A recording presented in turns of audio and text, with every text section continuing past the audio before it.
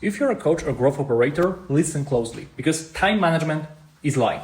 Elite operators don't manage time. They wipe out most of their tasks before the day even starts. And there's a reason they can do that without hurting the results. I will get to it. When I started applying this, my output doubled literally in 1-2 weeks. Same hours, just different decisions. And most coaches and operators wake up and try to fit everything into the day. Then the day runs them instead. And that's my experience, by the way. What I notice in high performance completely goes against that.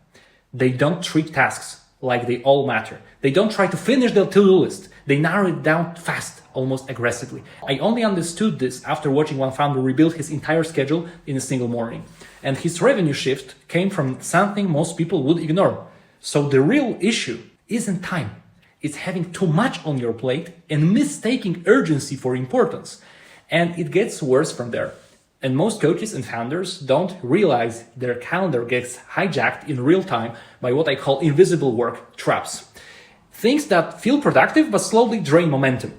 And once that becomes normal, growth stalls. You stay busy, but the business stays in the same place for months. Here's how elite operators handle it. So we cut everything down to 3 revenue-driven actions per day.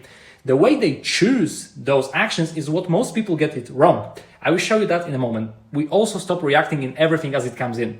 Messages get handled in set windows, so the day doesn't get fragmented. So when that shift happens, something shows up fast. Usually 72 hours and your schedule looks lighter, but you start seeing all the work you were hiding in plain sight. The stuff that filled your day but didn't move anything forward. And I used to struggle with it so much. And then there's execution. We stop asking if something is important in theory and start filtering for what actually moves revenue or removes a bottleneck. Without that filter, you stay active but don't really progress. And that founder I mentioned earlier made one more move. He removed an entire category of work from his week. After that, his growth picked up almost immediately. And here's the part most coaches miss. Even after cutting most of their tasks, they still don't scale.